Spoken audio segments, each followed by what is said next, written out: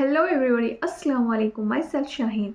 तो आज हम जिस वीडियो को देखने जा रहे हैं बहुत ही ज़्यादा इंफॉर्मेटिव है। This is all about the limitations of the time travel. So we all know that it's kind of possible, क्योंकि जो अल्बर्ट आइंस्टाइन है उनका जो फॉर्मूला है E=mc², वो काफ़ी सारे लोगों ने प्रूव कर दिया है कि it's correct. So yeah, let's have a look about the time dilation. So without any further ado, let's get started. हम जिस दुनिया में रहते हैं वो 3 डायमेंशन यानी कि 3 आयामों की न होकर 4 डायमेंशन की है। लेकिन जब हम अपने चारों तरफ देखते हैं तो ये दुनिया हमें 3 डायमेंशन की दिखाई देती है, क्योंकि चौथा डायमेंशन कहाँ है वो तो हमें दिखाई ही नहीं देता। और ऐसी ही सिचुएशन 300 BC में भी थी, जब इंसानों को लगता था कि ये दुनिया तो गोल है, बाकी कुछ नहीं। लेकिन जब यूक्लिड ने अपनी किताब द एलिमेंट को पब्लिश किया तो दुनिया काफी हैरान हुई, क्योंकि तब जाकर इंसानों को पता चला कि ये दुनिया सिर्फ गोल न होकर 3 डायमेंशन की है। और आइंस्टाइन ने वही इतिहास 1905 में दोहराया, जब उन्होंने चौथे डायमेंशन की नींव रखी और दुनिया को हैरान किया। और आज दुनिया के सभी वैज्ञानिक चौथे आयाम यानी कि 4th डायमेंशन को मानते हैं। यहाँ तक कि वैज्ञानिक चौथे डायमेंशन को कई बार टेस्ट भी कर चुके हैं। लेकिन चौथा डायमेंशन क्या है? तो चौथा डायमेंशन हमारा टाइम है। जी हाँ, हमारा समय। और इसी डायमेंशन से हम समय की यात्रा करेंगे। लेकिन उससे पहले हमें ये समझना होगा कि आखिर डायमेंशन यानी कि ये आयाम क्या होते हैं, ताकि हम टाइम डायमेंशन को आसानी से समझ पाए। तो सबसे पहले हमें 3 डायमेंशन को अच्छे से समझना होगा। और इसके लिए अगर हम एक पतली रस्सी को 2 कोने में बांध दे और उस पे किसी इंसान को चलने के लिए कहे तो वो उस रस्सी पे आगे या पीछे जा सकता है, और ये उस इंसान के लिए एक डायमेंशन है। अब अगर उसी इंसान को जादू से छोटा करके कागज के पन्ने पे डाल दे तो वो सिर्फ आगे पीछे और दाएं बाएं जा सकता है। तो वो अब 2 दिशा में चल सकता है, क्योंकि वो उस पेज के अंदर है तो बाहर आ नहीं सकता। इसलिए वो पेज उस इंसान के लिए 2 डायमेंशन की है। पर अगर उस इंसान को हम डब्बे में डाल दें तो वो आगे पीछे दाएं बाएं और ऊपर नीचे भी चल सकता है, और यही उस इंसान के लिए तीसरा डायमेंशन है। और हम और आप इस दुनिया की जितनी चीजों को देखते हैं, हर चीज की लंबाई, चौड़ाई और ऊंचाई होती है। और इस तरीके से हम दुनिया को 3 डायमेंशन वाली दुनिया बोलकर बड़े सुकून से बैठ जाते हैं, जैसे कि हमें सब पता हो। लेकिन फिर आता है 1905, जिसे आज भी साइंस का गोल्डन ईयर बोला जाता है, क्योंकि उसी साल आइंस्टाइन के 3 पेपर पब्लिश हुए, जिन्होंने विज्ञान के नए दरवाजे खोले थे और वैज्ञानिकों के सामने सापेक्षता का सिद्धांत रखा। और उसी थ्योरी में आइंस्टाइन ने चौथे डायमेंशन की बात की, जिसका नाम समय था, यानी कि टाइम था। लेकिन आइंस्टाइन के पेपर पब्लिश होने के बाद किसी वैज्ञानिक ने कोई रिएक्शन नहीं दिया, क्योंकि न तो आइंस्टाइन किसी यूनिवर्सिटी के प्रोफेसर थे और ना ही उनके पास साइंस की कोई डिग्री थी। वो तो बस एक पेटेंट ऑफिस में क्लर्क थे, उनके पास सिर्फ डिप्लोमा की डिग्री थी। लेकिन किसने सोचा होगा कि एक नौजवान जो किसी पेटेंट ऑफिस में काम करता है, वो एक दिन पूरी दुनिया को बदल देगा। फिर आइंस्टाइन ने काफी दिन तक इंतजार किया, और फिर एक दिन उनका पेपर उस वक्त के मशहूर वैज्ञानिक प्लैंक के हाथ लगा। और जब प्लैंक उसे पढ़ते हैं तो उनकी जुबान से एक शब्द निकलता है, आखिर दुनिया का रहस्य खुल गया। क्योंकि जिस रहस्य को वैज्ञानिक कई सालों से नहीं समझ पा रहे थे, आखिर उसे आइंस्टाइन ने सुलझा दिया था और दुनिया को चौथे डायमेंशन से परिचित कराया था, जिसे टाइम डायमेंशन कहते हैं। और आज लगभग 100 साल से ज्यादा टाइम बीत चुका है, और उसके बाद भी आइंस्टाइन के सिद्धांतों ने अपनी जड़ें गड़ाई हुई हैं। और आज तक कोई भी ऐसा सिद्धांत नहीं आया जो कि उसे चुनौती दे सके। पर अब मुद्दे की बात यह है कि आखिर समय चौथा आयाम कैसे है। तो देखिए, हम 3 आयामों को तो देख ही सकते हैं, छूकर महसूस कर सकते हैं, लेकिन चौथे आयाम को ना तो हम छू सकते हैं और ना ही देख सकते हैं। बस हम ना उसका एहसास कर सकते हैं, महसूस कर सकते हैं, क्योंकि वक्त बीतने का एहसास होता है, पर उस वक्त को हम आंखों से देख नहीं सकते। अब मान लीजिए एक सेब टेबल पर रखा हुआ है, जिसके 3 डायमेंशन हैं, लेकिन उसी सेब को कुछ दिनों के बाद अगर हम देखेंगे तो वो सेब सड़ चुका होगा और उसका आकार बदल जाएगा, यानी जो सेब कुछ दिन पहले फ्रेश था वो अब सड़ गया है। पर कैसे? समय की वजह से, है ना? क्योंकि टाइम नहीं होता तो वो सेब एक वक्त से दूसरे वक्त में नहीं जाता और वो सेब सड़ता नहीं। तो मतलब एक डायमेंशन ऐसा है जो सेब की सिचुएशन को बदलता रहता है। जैसे कि इस दुनिया में हर चीज अपनी सिचुएशन बदल रही है और हर चीज चल रही है, जिसके पीछे चौथे डायमेंशन का हाथ है। वरना सोचिए, अगर ये दुनिया सिर्फ 3 डायमेंशन की होती तो हर चीज ऐसे ही रुकी हुई होती। लेकिन समय की वजह से इस दुनिया और यूनिवर्स की हर चीज चल रही है।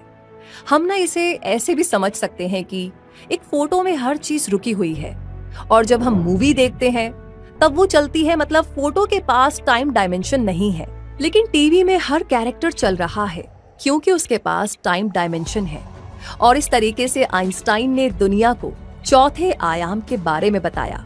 पर हम उन सभी सवालों की तह तक जाए उससे पहले आपको ये जान करके हैरानी होगी कि हमारी धरती पर एक ऐसा इंसान है जिसने समय यात्रा यानी कि टाइम ट्रैवल कर लिया है और जिसे दुनिया का पहला समय यात्री भी कहा जाता है। लेकिन ये कैसे हुआ? क्योंकि अभी तक तो कोई टाइम मशीन बनी ही नहीं है, तो भला कोई कैसे समय यात्रा कर सकता है? तो हम बात कर रहे हैं सर्गी अवदीव की, जो कि एक रशियन कॉस्मोनॉट है जिन्हें 3 बार सबसे पहले स्पेस स्टेशन पे रहने के लिए भेजा गया और जिन्होंने स्पेस में 747 दिन रह करके रिकॉर्ड बनाया था। लेकिन जब वो मिशन पूरा करके धरती पर लौटते हैं तो उन्हें बताया जाता है कि आपने भविष्य की 0.2 सेकंड की यात्रा कर ली है। और इस तरीके से वो धरती के पहले समय यात्री बन जाते हैं। क्योंकि हमारा स्पेस स्टेशन स्पेस में ट्रैवल करता है, जिसकी वजह से वहाँ ग्रेविटी काफी कम हो जाती है और जहाँ ग्रेविटी कम होगी वहाँ पर समय काफी तेज बढ़ता है। इसलिए स्पेस स्टेशन का टाइम हमारी धरती के मुकाबले कुछ मिली सेकेंड ज्यादा तेज बीतता है। लेकिन अब आप सोच रहे होंगे कि आखिर ये ग्रेविटी का टाइम से क्या लेना देना है? तो हम आपको बता दें कि आइंस्टाइन ने अपनी फेमस थ्योरी ऑफ रिलेटिविटी के दौरान ही बताया था कि ग्रेविटी और रफ्तार की वजह से समय प्रभावित होता है, जिसे टाइम डायलेशन भी कहा जाता है। और उसी की वजह से स्पेस स्टेशन का समय धरती के मुकाबले तेजी से बीतता है। तो ये तो हमने जान लिया कि चौथा डायमेंशन क्या है, पर सवाल ये आता है कि आखिर हम समय यात्रा करेंगे कैसे? तो इसका जवाब भी आइंस्टाइन की इस थ्योरी में छुपा हुआ है। क्योंकि आइंस्टाइन ने अपने रिसर्च पेपर में बताया था कि हर एक अलग ऑब्जर्वर के लिए वक्त और स्थान अलग अलग होते हैं। जैसे कि एक चींटी किसी इंसान को देखे तो वो इंसान उस चींटी को पहाड़ की तरह दिखाई देगा, लेकिन उसी इंसान को कोई दूसरा इंसान देखे तो वो उसके बराबर दिखाई देगा, और उसी इंसान को कोई बहुत दूर से देखे तो वो उसे काफी छोटा दिखेगा। तो आपने देखा कि उस इंसान की साइज हर किसी के लिए अलग अलग है, या फिर हम ये कहें कि उस इंसान की साइज अलग अलग ऑब्जर्वर पर निर्भर करती है।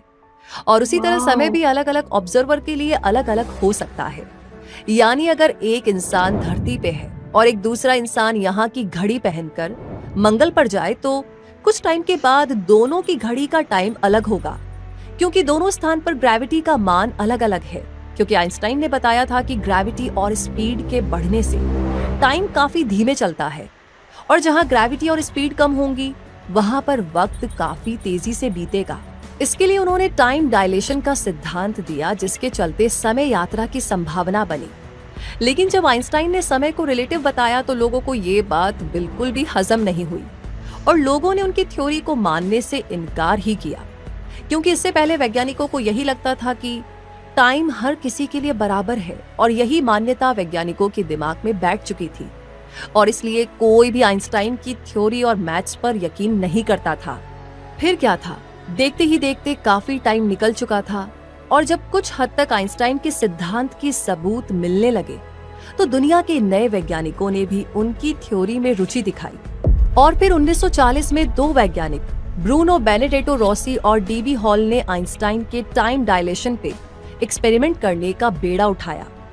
लेकिन समस्या ये थी कि आखिर टाइम डायलेशन पर एक्सपेरिमेंट किया कैसे जाए, क्योंकि आइंस्टाइन के अकॉर्डिंग जब किसी ऑब्जेक्ट की स्पीड ऑफ लाइट के आसपास होगी तभी उसका टाइम धीमा हो पाएगा, और अगर स्पीड कम होगी तो उसके टाइम में इतना कम चेंज होगा, बदलाव होगा कि उसको मापना असंभव होगा।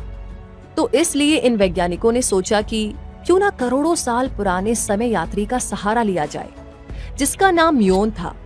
क्योंकि म्यून एक हैवी पार्टिकल है जो कि कॉस्मिक रेस की टक्कर से पैदा होता है। जब हमारा ब्रह्मांड बना तो उस समय बहुत सारी कॉस्मिक रेस बनी और वो हमारे ब्रह्मांड में फैली हुई है। और जब वो हमारे वायुमंडल की ऊपरी सतह से टकराती है तो म्यून को पैदा करती है, जिसकी उम्र महज 2 माइक्रोसेकंड होती है, यानी इतनी कम कि पैदा होते ही खत्म हो जाए।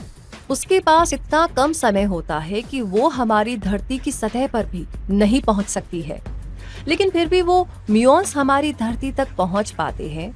अब सवाल है वो कैसे? उसके पीछे आइंस्टाइन के सिद्धांत का बहुत बड़ा हाथ था, क्योंकि म्यून्स की स्पीड बहुत ज्यादा होती है, लगभग स्पीड ऑफ लाइट के बराबर, जिसकी वजह से जब वे धरती की तरफ आती है तो उनका टाइम काफी स्लो हो जाता है और वो टाइम 2 माइक्रोसेकंड से बढ़कर के 11 माइक्रोसेकंड तक पहुंच जाता है। और उसके पास इतना समय हो जाता है कि वो आसानी से धरती तक पहुंच पाती है। और यही खोज करने के लिए ब्रूनो और डीबी हॉल ने समुद्र से लगभग 3 किलोमीटर ऊपर एक पहाड़ पे जाके म्यून्स को डिटेक्ट किया था। और जब वो म्यून्स की स्पीड को मापते हैं तो उन्हें दिखाई देता है कि इसकी स्पीड तो लगभग लाइट के बराबर ही है। इसलिए ये धरती तक पहुंच पाते हैं, क्योंकि उसका वक्त काफी बढ़ जाता है। और जब इसी म्यून को लैब में पैदा किया जाता है तो सिर्फ 2 माइक्रोसेकंड में ही ये खत्म हो जाता है। और ये आइंस्टाइन के टाइम डायलेशन का पहला सबूत था, जिसकी वजह से वैज्ञानिकों ने पहली बार ऐसा पार्टिकल देखा जो कि समय यात्रा कर रहा था। तो यही वो एक्सपेरिमेंट था जिसने की समय यात्रा के दरवाजे खोले।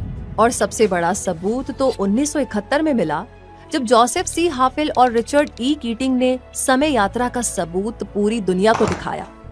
क्योंकि इन्होंने सोचा कि क्यों ना अलग अलग जहाज में एक एक घड़ी रखी जाए, और जब वो कुछ दिन यात्रा करके आएंगे तो उन घड़ी के समय में कुछ ना कुछ फर्क होगा, क्योंकि टाइम डायलेशन के अकॉर्डिंग अलग अलग स्पीड पर समय का मान बदल जाता है।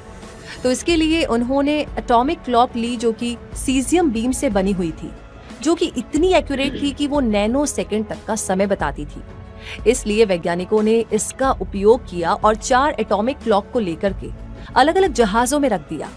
और कुछ दिनों के बाद जब वे जहाज यात्रा करके आते हैं तब पता चलता है कि उन तीनों घड़ियों का समय एक दूसरे से काफी अलग था, जिसका मान बहुत कम था। और पहली बार दुनिया को एहसास होता है कि इंसान भी समय यात्रा कर सकता है। लेकिन आपको जानकर हैरानी होगी कि थ्योरी ऑफ रिलेटिविटी के आने से पहले एक लेखक ने समय यात्रा की कल्पना की थी, जिनका नाम था H.G. वेल।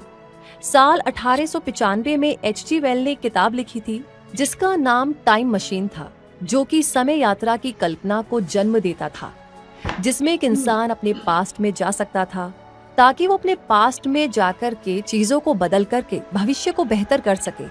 और ये कहानी इतनी अलग होती है कि पूरी दुनिया इसकी दीवानी हो जाती है और इस पे बहुत सी मूवीज भी बनी थी। लेकिन आज भी हम वर्तमान में देखें, प्रेजेंट में देखें तो समय यात्रा सिर्फ एक इमेजिनेशन है, एक कल्पना है, क्योंकि अभी तक कोई भी ऐसी मशीन नहीं बनी है जो इंसानों को समय यात्रा करा सके।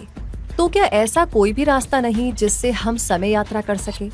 शायद है, क्योंकि हमारी ही धरती पर एक वैज्ञानिक मौजूद है जिन्होंने टाइम मशीन बनाने का दावा किया है। रोनाल्ड लॉरेंस मैलेट, जो कि एक अमेरिकन थ्योरेटिकल फिजिसिस्ट है, जिनका बचपन से सपना था कि वो एक दिन बड़े होकर टाइम मशीन जरूर बनाएंगे। और अब उन्होंने लेजर टेक्निक से ऐसी ही एक टाइम मशीन बनाई है जिसमें उन्होंने समय और स्थान को, यानी कि टाइम और लोकेशन को मोड़ दिया है, जिसकी वजह से जब हम उसमें गैस पार्टिकल डालते हैं तो वो लेजर मशीन उन गैस पार्टिकल को बार बार उनके पुराने स्टेट में लाती है। इसको हम ऐसे समझ सकते हैं कि जब आप सुबह किसी पार्क में वॉकिंग करते हैं तो आप चाहे जितना भी दौड़ लगा ले, हर बार उसी जगह पर वापस आएंगे, क्योंकि वहां का रास्ता गोल है। वैसे ही जब मैलेट ने लेजर की हेल्प से टाइम को मोड़ा तो उसके अंदर जाने वाली गैस बार बार अपनी पुरानी अवस्था में वापस आने लगी, जिसे पूरी दुनिया ने देखा और इसकी खूब सराहना की। और ये माना जाने लगा कि अब समय यात्रा बहुत आसानी से हो जाएगी।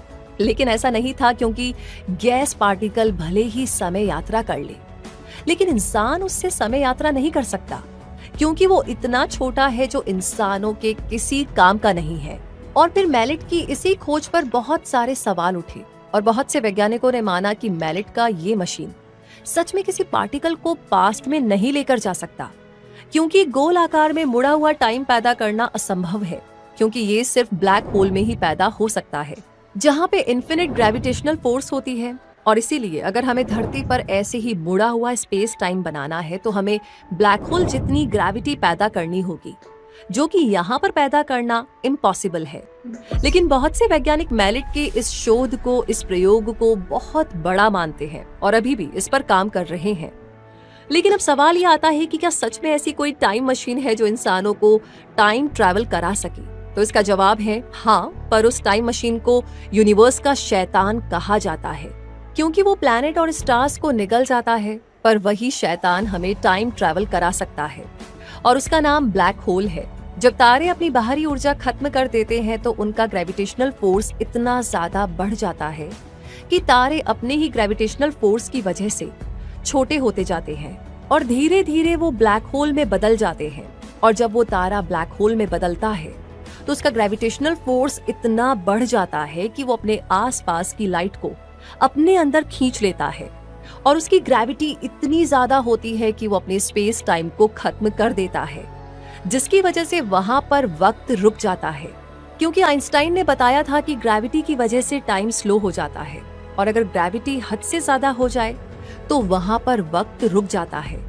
फिर स्टीफन हॉकिंग ने बताया कि ब्लैक होल भी टाइम मशीन की तरह काम करता है और वो समझाते हैं कि अगर कोई इंसान रॉकेट में बैठकर ब्लैक होल का चक्कर लगाए और जब वो ब्लैक होल के पास जाएगा तो उसका टाइम ब्लैक होल की ग्रेविटी की वजह से बहुत ही स्लो हो जाएगा और यहाँ धरती पर ग्रेविटी का मान कम होने की वजह से लोगों का टाइम बहुत तेजी से व्यतीत होगा। और जब वो चक्कर लगाकर धरती पर आएगा तो उसके दोस्त सब बूढ़े हो चुके होंगे और उसे लगेगा कि वो फ्यूचर में आ गया है और इस तरीके से ब्लैक होल की वजह से हर कोई समय यात्रा कर पाएगा। लेकिन अभी तक ऐसी टेक्नोलॉजी नहीं आई है जो हमें ब्लैक होल के पास ले जा सके, क्योंकि हमारे आसपास के ब्लैक होल भी हमसे हजारों लाइट ईयर दूर है, जहां पर हमें पहुंचने में अरबों साल लग जाएंगे। और एक लाइट एक साल में जितनी दूरी तय करे उसे ही 1 लाइट ईयर कहा जाता है। तो अब क्या कोई रास्ता नहीं जिससे कि हम टाइम ट्रैवल कर सके? तो इसका जवाब है हाँ, एक और रास्ता है। आइए जानते हैं कि आखिर वो रास्ता क्या है।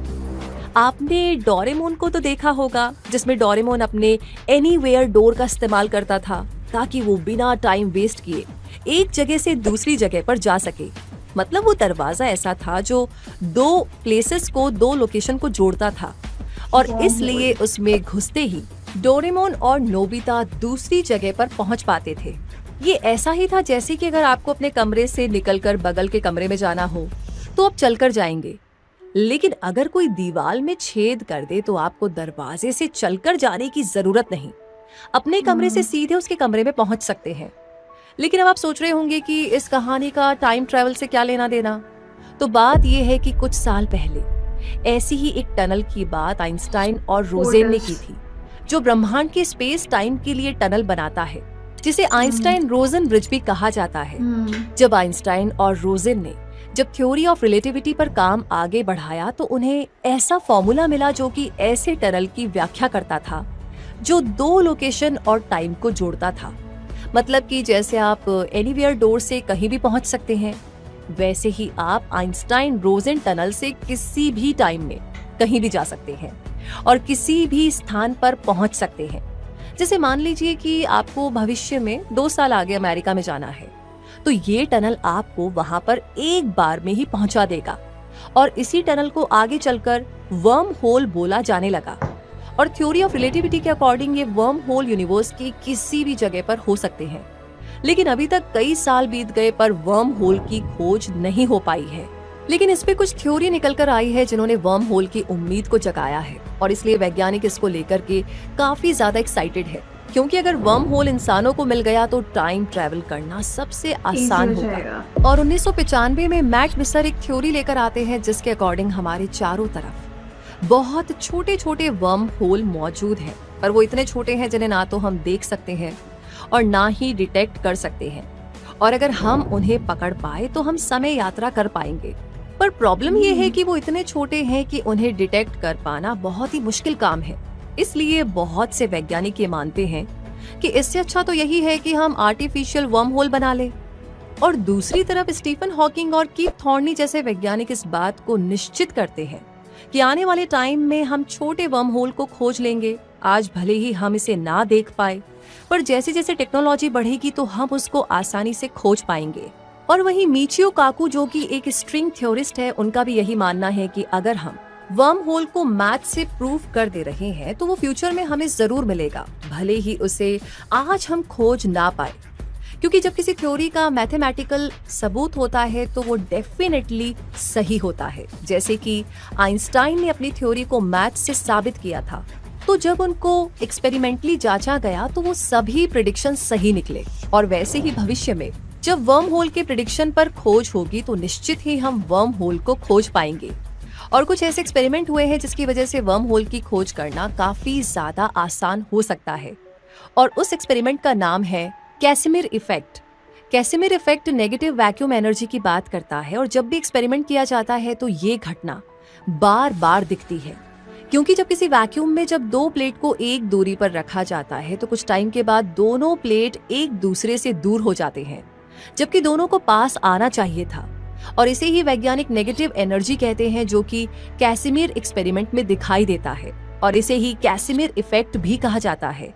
और वैज्ञानिक इस नेगेटिव एनर्जी की वजह वर्म होल को देते हैं। स्टीफन हॉकिंग और किप थॉर्नी जैसे वैज्ञानिकों का मानना है कि वर्म होल हमारे चारों तरफ मौजूद है, जिन्हें हम देख नहीं पाते हैं। लेकिन जब हम दो प्लेट को वैक्यूम में रखते हैं तो उनके ऊपर कभी कभी नेगेटिव फोर्स काम करता है, और वो नेगेटिव फोर्स उस वर्म होल से निकलते हैं जो कि वहां पर मौजूद होते हैं, और जिसकी वजह से वो दोनों प्लेट एक दूसरे के पास आ जाती है। लेकिन वो उतने छोटे हैं कि उन्हें हम देख नहीं सकते, बस उसके इफेक्ट को हम देख सकते हैं। ये ऐसे ही है जैसे कि एक इलेक्ट्रॉन को हम देख नहीं पाते पर उसका प्रभाव हमें करंट के रूप में दिखाई देता है। वैसे ही वर्म होल को हम देख नहीं सकते, लेकिन उसका प्रभाव, उसका इफेक्ट हमें कैसिमिर इफेक्ट में दिखाई देता है। लेकिन अभी तक इसका कोई भी पुख्ता सबूत नहीं मिला है जो कि साबित कर सके कि नेगेटिव एनर्जी का रीजन वर्म होल ही है। और अगर हम ये मान भी ले कि कैसिमिर इफेक्ट वर्म होल की वजह से हो रहा है, तो भी वो इतना छोटा है कि उसका यूज हम टाइम ट्रैवल के लिए नहीं कर सकते। और कुछ वैज्ञानिकों का ये भी मानना है कि वर्म होल एक बुलबुले की तरह है जो हमारे चारों तरफ पैदा होता है और तुरंत खत्म हो जाता है, और उसका साइज प्लैंक साइज 1.6 × 10⁻35 m के बराबर है, जो कि इतना छोटा है कि हम उसमें जा ही नहीं सकते। और अगर मान लो हम उसको बड़ा करने के लिए कोई पार्टिकल डाल भी देते हैं तो उसमें प्रेशर की वजह से जो भी पार्टिकल जाएगा वो भी नष्ट हो जाएगा और वो टाइम ट्रैवल नहीं कर पाएगा। लेकिन वैज्ञानिकों का मानना है कि एग्जॉटिक मैटर का यूज करके हम वर्म होल की साइज को बड़ा कर सकते हैं। सवाल, वो कैसे?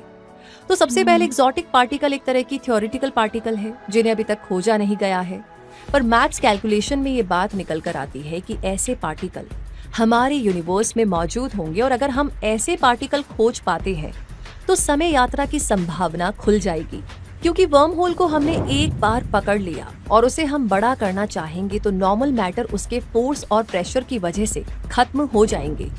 लेकिन एग्जॉटिक मैटर का बिहेवियर नॉर्मल मैटर से अलग होता है और वजन नेगेटिव होता है।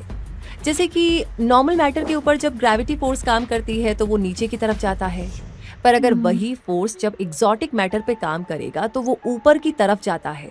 और नॉर्मल मैटर पर प्रेशर लगने से उसके एटम एक दूसरे के पास आ जाते हैं, पर एग्जॉटिक मैटर पर प्रेशर लगने से उसके एटम एक दूसरे से दूर जाते हैं। और इसी वजह से एग्जॉटिक मैटर की मदद से वर्म होल को बनाया जा सकता है। क्योंकि जैसे हमारे आसपास वर्म होल पैदा होगा तो हम उसमें एग्जॉटिक पार्टिकल डालेंगे, और जब वर्म होल की वजह से उन पार्टिकल पर प्रेशर बनेगा तो एग्जॉटिक पार्टिकल नेगेटिव प्रेशर की वजह से वर्म होल की साइज बड़ी करते जाएंगे, और उस वर्म होल को हम इतना बड़ा कर लेंगे जहां से हम आसानी से जा पाएंगे। लेकिन अभी तक एग्जॉटिक मैटर को खोजा नहीं गया है, लेकिन इस पर बहुत से वैज्ञानिक काम कर रहे हैं और उन्हें यकीन है कि एक दिन वो एग्जॉटिक मैटर को खोज लेंगे। पर एग्जॉटिक मैटर से हम वर्म होल बना भी ले तो भी समय यात्रा करना तो मुश्किल ही होगा, क्योंकि वैज्ञानिकों का ये मानना है कि अगर हमने एग्जॉटिक मैटर की हेल्प से वर्म होल को बड़ा कर लिया तो भी हमें पता नहीं चलेगा कि वो किस समय और स्थान से जुड़ा हुआ है। अब मान लीजिए कि जो वर्म होल हमने बनाया वो टाइम 2023 और करोड़ों साल पहले के टाइम का टनल है। अब जैसे ही हम उसमें जाएंगे तो दूसरी तरफ हम डायनासोर के वक्त में पहुंच जाएंगे, जिससे कोई भी इंसान मर जाएगा। या फिर ऐसा हो कि वो टनल बीते हुए बिलियन ईयर के समय से जुड़ा हो, तो जैसे ही कोई इंसान वर्म होल में घुसेगा तो वो ऐसे समय में पहुंच जाएगा जिस टाइम तारे और धरती बन रहे थे, और इस वजह से भी उस इंसान की मौत हो जाएगी। मतलब ये कि हम वर्म होल तो बना सकते हैं, पर एक बार उसके अंदर जाने के बाद हम वापस नहीं आ सकते। इसलिए अगर हमने वर्म होल बना भी लिया तो भी हम समय यात्रा नहीं कर पाएंगे। इसलिए मिचियो काकू जैसे वैज्ञानिक आर्टिफिशियल वर्म होल बनाने की बात कर रहे हैं। आपको जानकर हैरानी होगी कि आज बहुत से वैज्ञानिक वर्म होल को लैब में बनाने की कोशिश कर रहे हैं, पर अभी तक ऐसा वर्म होल नहीं बना सके जिसमें इंसान टाइम ट्रैवल कर सके। और थ्योरी ऑफ रिलेटिविटी के अकॉर्डिंग अगर किसी ऑब्जेक्ट की स्पीड ऑफ लाइट के आसपास हो जाए तो वो समय यात्रा कर पाएगा। लेकिन हमारी धरती पे सबसे तेज उड़ने वाला पार्कर सोलर प्रॉब की स्पीड भी सिर्फ 5.8 लाख किलोमीटर पर आवर है, जो कि स्पीड ऑफ लाइट से बहुत ज्यादा कम है।